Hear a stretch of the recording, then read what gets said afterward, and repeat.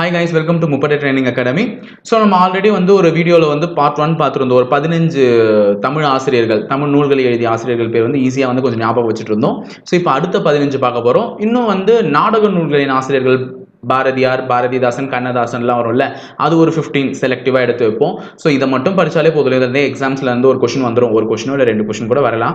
So அதுவே போதும், நமக்கு ஒரு மார்க் அழகாக எடுப்போம். அதாவது ரிஸ்க் எடுத்து இது தனியாக உட்காந்து படிக்காமல் இப்படி ஒரு ஜஸ்ட் ஒரு வீடியோவை பார்த்து அட்லீஸ்ட் ஞாபகம் வச்சுப்போம் ஒரு ஷார்ட்கட்டில் அப்படின்றதுக்காக தான் இந்த வீடியோஸே நாங்கள் போட ஆரம்பிச்சிருக்கோம்.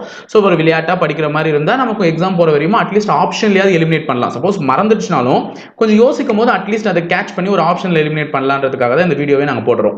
ஓகேங்களா, புரிஞ்சுக்கோங்க. ஸோ ஃபஸ்ட்டு இந்த 15 கொஸ்டின் அன்னைக்கு மாதிரியே தான் இதுவும் ஒரு ஜஸ்ட் ஃபன் வந்து ஃபன்ல இருந்து நம்ம கற்றுக்க போகிறோம், ஃபன் பண்ணி கற்றுக்க போகிறோம். ஓகேங்களா, ஸோ இந்த ஃபர்ஸ்ட் இந்த 15 பேர் அழகாக எழுதி வச்சுக்கோங்க. ஓகே, வீடியோ பாஸ் பண்ணிட்டு ஒரு தனியாக எடுத்து பேப்பரில் எழுதி வச்சுக்கோங்க. இந்த 15 தான் பின்னாடி வரக்கூடிய கேள்விகளுக்கு பதிலாக இருக்க போது. ஸோ யார் யார் எந்தெந்த கேள்விக்கு பதிலாக இருக்காங்கன்றதை நீங்கள் தான் கமெண்ட் பாக்ஸில் கமெண்ட் பண்ண போறீங்க ஒவ்வொரு கேள்விக்கும். ஃபைனலாக அது எப்படி ஞாபகம் வச்சுக்கலாம் நான் ஒரு க்ளூ கொடுத்துட்றேன், அது முடிச்சிடலாம், ஈஸியாக முடிச்சிடலாம். ஓகேங்களா, எழுதியாச்சா எல்லாரும்? ஓகே, இப்போ நம்ம வந்து வீடியோக்குள்ளே போயிடலாம். So first question, Kambaramayanam, Saraswathi Anthathi, Thirukkai Vazhakkam, மும்மணி கோவை, ஏர் எழுபது, சிலை எழுபது, இந்த எல்லா நூலையும் எழுதியது ஒருத்தர் தான். இது வந்து சின்ன குழந்தைங்க கொஷின்க, பார்த்தாலே தெரியும் நான் ஒரு க்ளூ வச்சிருக்கிறது, யாரை வச்சிருக்கேன்றதை பார்த்தா. அது மட்டும் இல்லாமல் இந்த முதல் நூலை பார்த்தாலே நீங்கள் ஈஸியாக சொல்லிட்டு போயிடுவீங்க இது யார் எழுதுனாங்கன்றதே. சில பேருக்குலாம் நூல்களே ஆசிரியர் இருக்கும். இப்போ திருக்குறள் எப்படி திருவள்ளுவர் எழுதினாரோ, தொல்காப்பியத்தை எப்படி தொல்காப்பியர் எழுதினாரோ, அந்த மாதிரி தான் ஒருத்தர். ஸோ இதை நான் ஒரு சின்ன க்ளூ தான் வச்சிருக்கேன். ஸோ இது எப்படி ஞாபகம் வச்சுக்கலான்றது அப்புறமா சொல்கிறேன். ஃபர்ஸ்ட் இது ஈஸியாக கண்டுபிடிப்பீங்க, எல்லாருமே கண்டுபிடிக்கணும். ஓகேங்களா, கமெண்ட் பாக்ஸில் கமெண்ட் பண்ணிடுங்க. செகண்ட் கொஸ்டின் போகலாம். நன்னூல், நன்னூலை எழுதியது யார்? இந்த மாதிரி ஆரோ மார்க் போட்டிருந்தா முன்னாடி இருக்கிறது நூல் பேரை குறிக்கிறதுன்னு சொன்னேன். இங்க நன்னூல்னு கொடுத்துருக்கேன், அதனால தான் நூற்கண்டு கொடுத்துருக்கேன். ஸோ இந்த பக்கம் பார்த்தீங்கன்னா நந்தி ஒன்று கொடுத்துருக்கேன், ஏதோ ஒரு முனிவர் மாதிரி ஒரு போட்டோ கொடுத்துருக்கேன், என்னன்றது தெரியல. ஸோ இதை கனெக்ட் பண்ணி யார் இந்த நன்னூலை எழுதியது அப்படின்றத கண்டுபிடிங்க. ஓகேங்களா, குட். ஓகே, இது கண்டுபிடிச்சிட்டு இருப்பீங்க. ஸோ தேர்ட் கொஸ்டின் போகலாம். ஸோ தேர்ட் கொஸ்டின் வந்து பார்த்தீங்கன்னா ரட்சண்ய யாத்ரீகம். ரட்சண்ய யாத்ரீகம்ல வந்து பார்த்தீங்கன்னா ஒரு ஏசுபிரான் போட்டோ வச்சிருக்கேன், ஒரு கிருஷ்ணர் போட்டோ வச்சிருக்கேன்.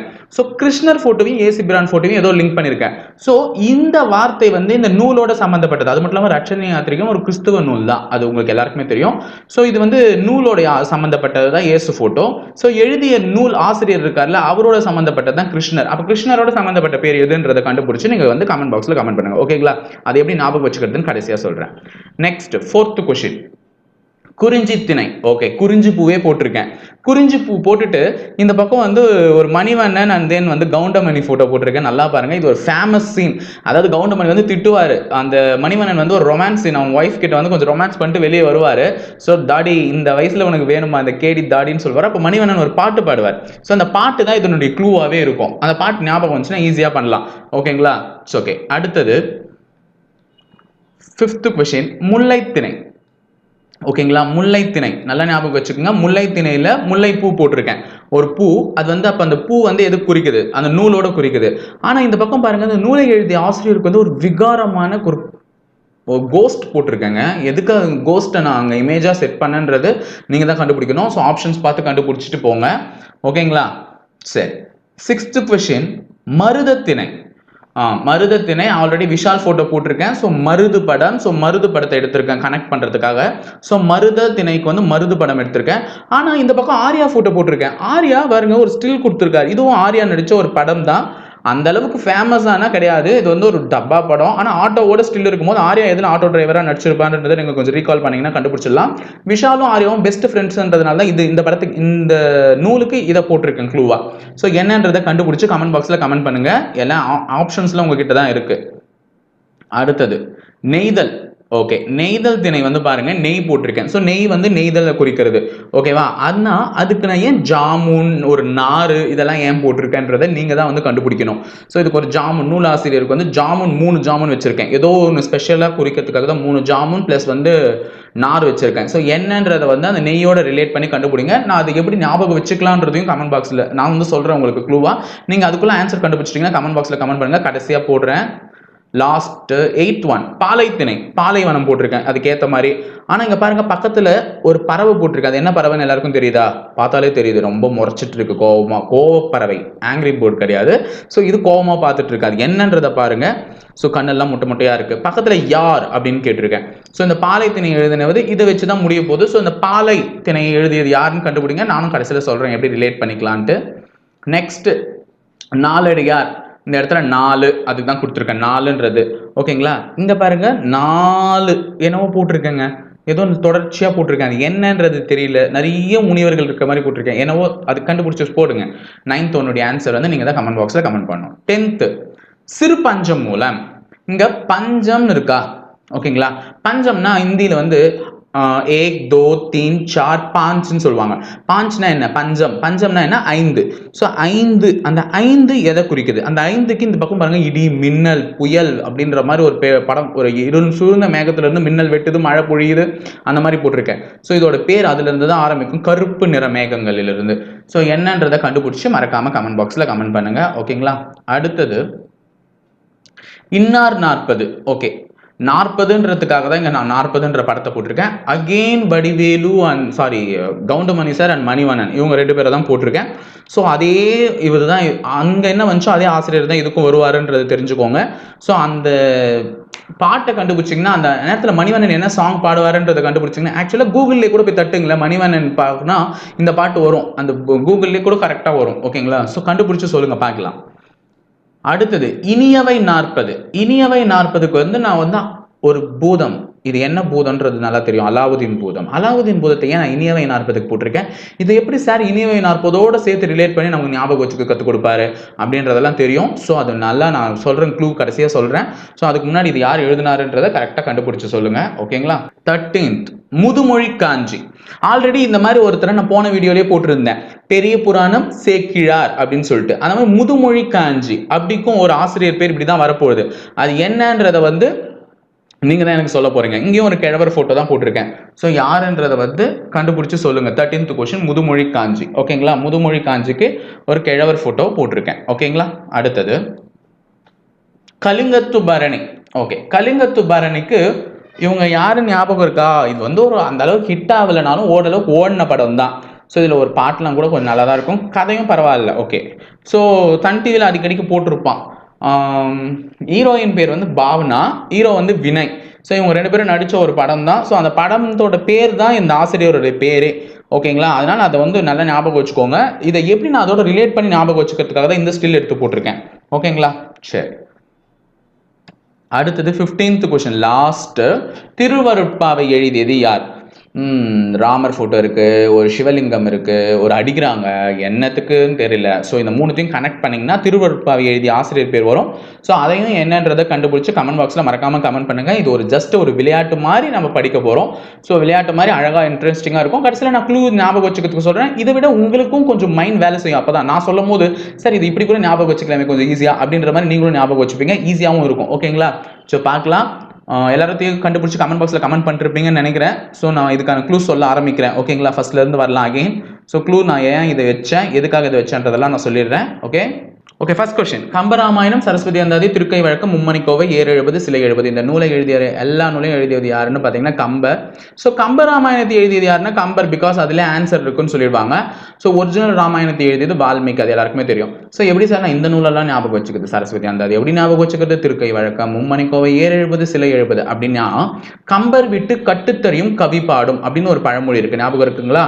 கம்பர் விட்டு கட்டுத்தறியும் கவி பாடும், அதாவது கட்டுத்தறி, அதாவது கம்பர் வந்து தலை சிறந்த புலவர். ஓகேங்களா? அவர் வீட்டில் இருக்க கட்டுத்தறி கூட போய் பாட்டு கேட்டிங்கன்னா கவி பாடும்னு சொல்லுவாங்க. ஸோ தறி எதில் நெய்வாங்க? கையில தான் நெய்வாங்க. ஸோ திருக்கை வழக்கம், அவர் வழக்கமாக கையில் தறி நெஞ்சதுனால தான் அவர் வீட்டு கட்டுத்தறி கூட கவி பாடும். அந்த கவிதை எப்படி இருக்கும்னு பார்த்தீங்கன்னா மணிமணியா இருக்கும், மும்மணி. ஓகேங்களா? மணிமணியா இருக்கும். ஸோ சரஸ்வதி அந்தாதி, அப்போ சரஸ்வதியினுடைய பூரண அருள் யாருக்கு இருக்கு? கம்பருக்கு இருக்கிறதுனால தான் கம்பர் வீட்டு கட்டுத்தறியும் கவிப்பாடும் சொல்லியிருப்பாங்க. ஸோ கம்பர் வீட்டு கட்டுத்தறியும் கவிப்பாடும் அப்படின்ற ஒரு நூலை ஞாபகம் வச்சுக்கோங்க. ஸோ சரஸ்வதி அந்தாதி, சரஸ்வதியினுடைய முழு அருளும் கம்பருக்கு இருக்கு. அதனால தான் அவர் வழக்கம் போல கையில கட்டுத்தறி நெய்யும் போது தான் அவருக்கு வந்து அந்த கட்டுத்தறி கூட கவிப்பாடுற திறமை வந்திருக்கு. ஸோ அந்த கவிதையெல்லாம் எப்படி இருக்கும், மணிமணியா இருக்கும். ஸோ மும்மணி. ஓகேங்களா. ஸோ ஏர் எழுபது சிலை எழுபது ஒரே மாதிரி இருக்குல்ல சீக்வன்ஸா, அதை ஞாபகம் வச்சுக்கோங்க, கம்பர் தான் எழுதினாங்கன்னு சொல்லிட்டு. அடுத்தது நன்னூல். நன்னூலை எழுதியது யாருன்னு பார்த்தீங்கன்னா பவநந்தி முனிவர். ஓகேங்களா, பவநந்தி முனிவர். அதனால தான் நான் நந்தி போட்டோவையும் முனிவர் போட்டோவையும் வச்சிருக்கேன். ஸோ பவநந்தி முனிவர் தான் வந்து நன்னூலை எழுதியது. ஸோ இந்த நன்னூல் எப்படி சார் நந்தி முனிவர் எப்படி சார் ஞாபகம் வச்சுக்கிறது பவநந்தி முனிவருக்குன்னு பார்த்தீங்கன்னா, நூல் வந்து என்ன பண்ணுவாங்க, இங்கே பாருங்க நந்தியினுடைய கழுத்தில் வந்து நூல் கட்டியிருப்பாங்க. அது மட்டும் இல்லாமல் நந்தின்றதே மாடு, நந்தின்றதே வந்து பசுமாடு அப்படின்னு தான் சொல்வீங்க. மேலே வந்து பார்த்தீங்கன்னா நந்தி பகவானே ஒரு மாடு உருவம் தான் இருப்பாரு. ஸோ மாட்டுக்கு கயிறு கட்டி தானே எடுத்துட்டு வருவாங்க நூல் அப்படின்றத ஞாபகம் வச்சுக்கோங்க. ஸோ முனிவரும் பார்த்தீங்கன்னா பெரிய பெரிய முனிவர்லாம் அந்த ருத்ராட்சம் மணி அவர் போட்டுட்டு இருக்க எல்லாமே நூலால கோர்க்கப்பட்டது தான். அதுவும் நல்ல நூலால கோர்க்கப்பட்டது தான். அது மட்டும் இல்லாமல் சிறந்த முனிவர்கள்லாம் எழுதுற நூல்லாம் எப்படி இருக்கும், நல்ல நூலா தான் இருக்கும். ஸோ பவநந்தி முனிவர் அப்படின்னு ஞாபகம் வச்சுக்கோங்க. ஓகேங்களா, நந்தின்றதும் நூலில் கட்டி தான் எடுத்துட்டு வந்திருப்பாங்க. ஸோ பவநந்தி முனிவர்ன்றதை ஞாபகம் வச்சுக்கோங்க. நன்னூல் நல்ல நூல்ல தான் ரெண்டுத்தையுமே கட்டியிருப்பாங்க. நெக்ஸ்ட் ரட்சணிய யாத்ரீகம். ஸோ இயேசு என்னை ரட்சிப்பார் அப்படின்னு சொல்லுவாங்கல்ல, இயேசு என்னை ரட்சிப்பார் அப்படின்னு சொல்லுவாங்கல்ல, ரட்சிப்பார். ஸோ ரட்சணிய யாத்திரை எழுதுது யாருன்னு பார்த்தீங்கன்னா H.A. கிருட்டின பிள்ளை. ஓகேங்களா, H.A. கிருட்டின பிள்ளை. ஸோ நான் ஏன் இயேசு படம் போட்டிருக்கேன்னா அங்கே என்னது, இயேசு என்னை ரட்சிப்பார். இது மட்டும் இல்லாமல் நம்ம எப்படி கம்பர் வந்து நம்ம பார்த்தோம், அந்த மாதிரி இந்த H.A. கிருட்டின பிள்ளை என்னன்னு சொல்லுவாங்கன்னு பார்த்தீங்கன்னா கிறிஸ்துவ கம்பர்னு சொல்லுவாங்க. கிறிஸ்துவ மொழிகள் எழுதின நூல்களில் வந்து இவர் வந்து கிறிஸ்துவ கம்பர் ஆவார். ஓகேங்களா, இவர் தான் கிறிஸ்துவ பாடல்கள்லாம் நல்லா எழுதுவார். ஸோ கிருஷ்ணர் அதுக்கு தான் போட்டிருக்கேன். ஸோ இயேசு பிரானுக்கு வந்து என்ன வரும், கிருஷ்ணர் வரும். அது மட்டும் இல்லாமல் இது ஒரு கிறிஸ்துவ நூல், அப்ப பேரும் கிறிஸ்துவன்ற மாதிரி தான் ஆரம்பிக்கும். கிருட்டின பிள்ளைன்னு வருதா, H.A. கிருட்டின பிள்ளை. ஸோ அது மட்டும் இல்லாமல் அவரை தான் என்னன்னு கூப்பிடுவாங்க, கிறிஸ்துவ கம்பர்னு கூப்பிடுவாங்க. ஓகேங்களா, ரட்சணிய யாத்திரிகம்.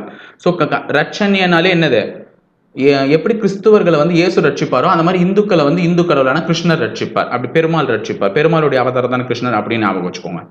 அடுத்தது குறிஞ்சித்திணை. ஸோ இது என்ன பாட்டுன்னு கண்டுபிடிச்சிங்களா, மணிவண்ணன் அந்த இடத்துல என்ன தெரியுமா பாட்டு பாடுவாரு, கபி கபி மேரா கபி அப்படின்னு ஒரு மாதிரி ஹிந்தி பாட்டு பாடுவாரு. ஸோ தாடி உனக்கு இதெல்லாம் தேவையில்லை கேடி அப்படின்னு சொல்லுவார், கவுண்டர் கொடுப்பாரு. ஓகேங்களா, ஸோ கபி கபின்னு பாடுவார். ஸோ அதனால தான் அதை வச்சிருக்கேன். ஸோ அந்த நூலை எழுதியவர் யாருன்னு பார்த்தீங்கன்னா கபிலர். கம்பருக்கும் கபிலருக்கும் வித்தியாசம் தெரிஞ்சுக்கோங்க, கம்பர் வேற கபிலர் வேறு. ஸோ குறிஞ்சி பூ வந்து நிறைய நாளுக்கு ஒரு முறை தான் பூக்கும். அந்த மாதிரி இத்தனை வயசு கழிச்சு தான் இவருக்கு ரொமான்ஸே மலர்ந்துருக்கு. ஓகேங்களா, 50 வயசுல உனக்கு ரொமான்ஸ் கேட்குதா அப்படின்னு கிண்டல் பண்ணுவார். ஸோ குறிஞ்சி பூவும் 12 வருடத்துக்கு ஒரு முறை தான் பூக்கும். அந்த மாதிரி ரொம்ப நாள் கழிச்சு உனக்கு ரொமான்ஸ் கேட்குதா அப்படின்னு சொல்லிட்டு கேட்பாரு. ஸோ கபினாலே லவ் தான். ஓகேங்களா, லவ்வுக்காக தான் கபின்னு சொல்லுவாங்க. ஸோ கபிலர். ஓகேங்களா. அடுத்தது முல்லைத்திணை. ஆல்ரெடி தெரியும், பேய் தான் என்ன வச்சுட்டு வரும், முல்லை வச்சுட்டு வரும். பேய்லாம் தான் வந்து பூ வச்சுட்டு நல்லா இது பண்ணுவாங்க, நமக்கு அதான் மயக்கிருக்காங்க. ஸோ இதுக்கு வந்து பேயனார், இந்த முல்லைத்திணை எழுதியது யாரு, பேயனார். ஸோ பேய் அதுக்காக வச்சிருக்கேன். ஸோ முல்லைன்றது பூ, அந்த மூ வந்து வச்சுட்டு வர்றது எது, பேய் வச்சுட்டு வரும். ஸோ பேயனார். ஓகேங்களா. அடுத்தது மருதத்திணை. மருதத்திணைன்றது மருது படம் எடுத்திருந்தேன். ஸோ மருது படத்தில் விஷால் நடிச்சிருப்பார், அதனால தான் அவர் ஃபோட்டோ போட்டிருந்தேன். இதை எழுதியது யாருன்னு பார்த்தீங்கன்னா ஓரம் போகியார். நூலை எழுதியது யாரு, ஓரம் போகியார். ஸோ இது ஆர்யா நடிச்ச இந்த படத்தோட பேர் என்னன்னு பார்த்தீங்கன்னா ஓரம்பூ. ஆர்யா நடிச்ச இந்த படத்தோட பேர் வந்து ஓரம்பூ. அது மட்டும் இல்லாமல் இதுக்கு அந்த ஓரம்பூன்னு பேர் வச்சதுக்கு காரணமே என்னன்னா ஆட்டோவில் வரும்போது பெரும்பாலும் என்ன சொல்லுவாங்க, ஓரம்போ தான் சொல்லுவாங்க. ஸோ மருதத்தினை எழுதியது ஓரம் போகியார். எப்படி சார் நான் ஞாபகம் வச்சுக்கிறது அப்படின்னு கேட்டால், மருது வந்து விஷால் நடிச்ச படம், ஓரம்போ வந்து ஆர்யா நடிச்ச படம். ரெண்டு பேரும் திக் ஃப்ரெண்ட்ஸ், எப்பவுமே அவங்க ரெண்டு பேரும் தான் ஃப்ரெண்ட்ஸ். அதனால அப்படி ஞாபகம் வச்சுக்கோங்க. மருதுனா விஷால், ஸோ அவர் ஆர்யா நடிச்ச படம் ஓரம்போன்னு சொல்லுவாங்க, ஓரம் போகியார். ஓகேங்களா. நெய்தல் திணை. இது கொஞ்சம் கஷ்டம் தான், நானே வந்து க்ளூ கிடைக்காது தான் ஜாமுன் வச்சிருக்கேங்க. ஸோ நெய்தலுக்கு நெய் வச்சிருக்கேன் இந்த இடத்துல. ஸோ இந்த இடத்துல பாருங்க, அம்மூவனார். நெய்தல் திணை முதல்ல எழுதினது என்னன்னு பார்த்துடலாம். அம்மூவனார். நாருக்கு தாங்க நான் நார் வச்சிருக்கேன், தேங்காய் நார். ஸோ ஜாமுன் ஆக்சுவலா மூவன் அப்படின்றது நான் ஜாமுன் அப்படின்னு ஞாபகம் வச்சுக்கிறேன். 3 ஜாமுன் இருக்கு ஆக்சுவலா இங்க. ஓகேங்களா, 3 ஜாமுன் அதுக்கு தான் வச்சிருக்கேன். 3 ஜாமுன், அம்மூவன் நார். ஓகேங்களா. ஸோ ஜாமுன் வச்சிருக்கேன். ஸோ நெய்யில் ஜாமுன் செஞ்சால் செமையாக இருக்கும். ஓகேங்களா, நெய்யில் ஜாமுன் செஞ்சால் செமையாக இருக்கும். அப்போ நெய்தல்னாலே நெய்யின் ஞாபகம். ஸோ நெய்யின் ஞாபகம் வந்துச்சுன்னா நெய்யில் என்ன ஸ்வீட் செஞ்சால் அப்படியே டக்குன்னு இறங்க உள்ள ஜாமுன். ஸோ அம்மூ. ஓகேங்களா, அம்மூ அப்படின்னு ஞாபகம் வச்சுக்கோங்க. ஸோ அம்மூவன்னார். ஓகேங்களா. அடுத்தது பாலைத்திணை. ஸோ பாலைனாலே பாலைவனம் போட்டிருக்கேன். ஸோ இது என்னன்னா ஆந்தை யார் அப்படின்னு எழுதியிருக்கேன்னா ஓதல் ஆந்தையார். ஓகேங்களா. அது என்ன பறவை? ஆந்தை பறவை. ஸோ ஓதல் ஆந்தையார் தான் இந்த நூலை எழுதினது. ஸோ பாலைவனம்ன்றதே வந்து ஒரு திக்கு திசை தெரியாத ஒரு இடம். அங்கே போய் தொலைஞ்சிட்டிங்கன்னா யார் யார் அப்படின்னு தேட வேண்டியது தான், எங்கே இருக்காங்கன்னு சொல்லிட்டு. அது மட்டும் இல்லாமல் ஆந்தை வந்து அந்த இடத்துலலாம் வாழக்கூடிய ஒரு பறவை, கொடூரமாக இருக்கும். ஸோ பாலைவனன்றதே ஒரு மிரட்சியான ஒரு இடத்துல தான். ஸோ ஆந்தையார், ஓதல் ஆந்தையார். ஓகேங்களா. பாலை ஓதல் ஆந்தையார். அடுத்தது நாலடியார். ஓகேங்களா. நாலடியார். அடியார் அதுக்கு தான் வச்சிருக்கேன். முனிவர்ன்றதை விட இவங்க அடியார் ஞாபகம் வச்சுக்கலாம். ஸோ 4 அடியார். 4 அடியாரை யார் எழுதுனதுன்னு பார்த்தீங்கன்னா சமண முனிவர்கள். ஓகேங்களா. நிறைய முனிவர்கள் அப்படின்ற மாதிரி, அதனால தான் முனிவர்கள் ஃபோட்டோ நிறைய வச்சிருந்தேன். ஸோ இது மட்டும் அப்படியே கொஞ்சம் ஞாபகம் வச்சுக்கோங்க. நாலடியார் எழுதுனது யாரு? சமண முனிவர்கள். ஓகேங்களா. அடுத்தது சிறு பஞ்சமூலம். பஞ்சம் சொன்னாலே நான் அப்பயே சொன்னேன் 5ன்னு குறிக்கும்னு சொன்னேன். ஸோ பஞ்சபூதங்கள் ஞாபகம் வச்சிங்களா. பஞ்சபூதங்கள் என்னென்ன? நிலம், நீர், நெருப்பு, காற்று, ஆகாயம். ஸோ இதெல்லாம் தான் பஞ்சபூதங்கள். இந்த பஞ்சபூத ஸ்தலங்கள்லாம் எங்கே இருக்குன்னு கூட எல்லாருக்கும் தெரியும். ஸோ இந்த பஞ்சபூதங்களும் இந்த படத்தில் இருக்கா பாருங்க. நிலத்தில் தான் இந்த மழை விழப்போகுது. நீருன்ற போது மழை வந்துருச்சு. நெருப்புன்னும் போது மின்னல் கொடுத்துருக்கேன். காற்றுன்னும் போது வேகமாக காற்று அடிக்கும் போது ஆகாயம் பாருங்க கரிய மேகத்தோடு இருக்கு. ஸோ இந்த 5 பூதங்களும் சேர்ந்து தான் உலகத்தை வந்து நமக்கு பாடம் கற்றுக் கொடுக்குறது, ஆசானா இருக்கிறது. இந்த 5 பூதங்களும் சேர்ந்து தான் நமக்கு ஆசானா இருக்குது. அது மட்டும் இல்லாமல் என்ன வகையான மேகம் இருக்குங்க? கரிய வகையான மேகம் இருக்கு. ஸோ காரியாசன். ஓகேங்களா. காரியாசன் கரிய வகையான மேகத்திலிருந்து பொழியக்கூடிய இந்த மழை, இந்த மின்னல் நெருப்பா மாறும், இந்த நிலத்தை அழிக்கும். ஸோ இது வந்து நமக்கு பாடம் புகட்டிடும். இயற்கைன்றது என்னைக்குமே நமக்கு பாடம் புகட்டிடும். அந்த இயற்கை பாடம் புகட்டுறது அந்த 5 பூதங்களை வச்சுதான். ஸோ சிறு பஞ்சம் மூலம் எழுதியது யாருன்னா காரியாசன், நமக்கே ஆசானா விளங்கக்கூடியது. ஓகே. 11th question. இன்னார் 40. இன்னார் 40 எழுதியது அகைன் நம்ம கபிலர் தாங்க. ஸோ அதனால தான் இந்த பாட்டு வச்சிருக்கேன். ஸோ இதுவும் ஞாபகம் வச்சுக்கோங்க. 40 வயசுல உனக்கு ஒரு காதல் ஒரு கேடா அப்படின்னு சொல்லிட்டு கவுண்டமணி திட்டுற மாதிரி ஞாபகம் வச்சுக்கோங்க. ஸோ இன்னார் 40 எழுதியது கபிலர். ஓகேங்களா. இது 2 சார் எப்படி சார் எனக்கு இன்னார் 40ன்னு ஒன்று இருக்குது, இனியவை 40ன்னு ஒன்று இருக்குது. அதுக்கு தான் தொடர்ந்து போட்டிருக்கேன். நல்லா ஞாபகம் வச்சுக்கோங்க. இன்னார் 40 உனக்கு இன்னா காதல் கேட்குது அப்படின்னு சொல்லிட்டு லோக்கலாக கேட்குற மாதிரி இருக்கும். கவுண்டமணி சார் வந்து மணிவண்ணனை கேட்குற மாதிரி இருக்கும். உனக்கு 40 வயசுல என்ன காதல் வேண்டி கிடக்குது அப்படின்னு கேட்குற மாதிரி. அதுக்கு கபிலர் ஞாபகம் வச்சுக்கோங்க. இனியவை 40னா அலாவுதீன் பூதம் கேட்பதெல்லாம் எடுத்து வந்து நமக்கு தரும். என்ன கேட்குறோமோ, ஆசைப்பட்டு கேட்குறோமோ அதை நிறைவேற்றி கொடுக்கும். அப்போ எவ்வளோ ஆசைப்பட்டு கேட்கலாம் அந்த இனிமையான எல்லா விஷயங்களும் நமக்கு செஞ்சு கொடுக்கும். ஸோ இனியவை எல்லாமே நடந்து முடிஞ்சிடும்ல. ஸோ இனியவை 40 வந்து அலாவுதீன் பூதம் வச்சிருக்கேன். ஸோ அதை எழுதியது யாருன்னு பார்த்தீங்கன்னா பூதன் சேந்தனார். ஓகேங்களா. பூதத்தை வச்சு கொடுத்துருக்கேன் க்ளூ.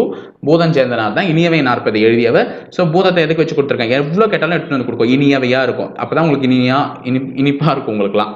சரி. முதுமொழி காஞ்சி இது எழுதியிருந்தது யாருன்னு பார்த்தீங்கன்னா கூடலூர் கிழார். ஆல்ரெடி உங்களுக்கு நான் பெரிய புராணம் கொடுத்துருந்தேன். ஸோ பெரிய புராணத்தில் வந்து பெருசு சேக்கிழார், பெருசுனா கிழார் அப்படின்னு ஞாபகம் வச்சுக்கோங்க. சேக்கிழார். இங்கேயும் பாருங்க முதுனா என்னது? வயதானவர் தான் அர்த்தம். ஸோ முதுமொழி அவங்க வந்து முதுமையான மொழிகள் என்னன்னு சொல்லுவாங்க? கிழாருன்னு சொல்லுவாங்க. அவங்களுக்கும் கிழவர். ஓகேங்களா. முதுமொழி காஞ்சி கூடலூர் கிழார். முதுனா வயதானவர்கள். நெக்ஸ்ட் கலிங்கத்து பரணி. கலிங்கத்து பரணி எழுதியது யாருன்னு பார்த்தீங்கன்னா ஜெயங்கொண்டார். இந்த படம் பேரும் வந்து ஜெயங்கொண்டான் தான். ஆக்சுவலாக இந்த படத்தோட கான்செப்ட் தெரியுங்களா? வினய் வந்து ஃபர்ஸ்ட் ஒய்ஃபோட பையன், இவங்களுக்கு ஒரு தங்கச்சி இருப்பாங்க, அவங்க செகண்ட் ஒய்ஃபோட பையன் பொண்ணு. ஆக்சுவலாக செகண்ட் ஒய்ஃபோட பொண்ணு. அவங்களுக்கு வந்து என்ன இருக்கும்? சொத்து பத்திரத்தில் வந்து பிரச்சனை இருக்கும், சொத்து பிரிக்கிறதுல. அவங்களும் ஈக்குவல் ஷேர் கேட்பாங்க.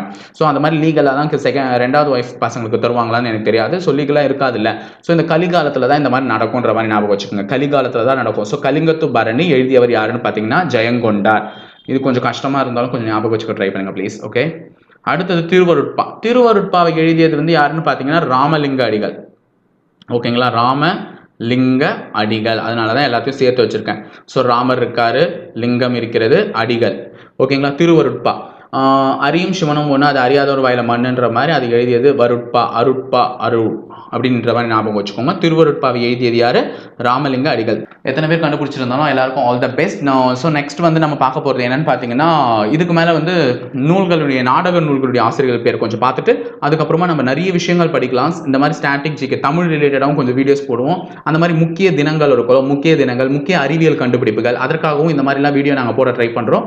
ஸோ அதெல்லாம் வேணும் அப்படின்னா நீங்கள் கமெண்ட் பாக்ஸில் தாராளமாக கமெண்ட் பண்ணுங்க. ஸோ நாங்கள் வந்து அதுக்காக ரிஸ்க் எடுத்து நாங்கள் போட தயாராக இருக்கோம். ஓகே. தேங்க்யூ.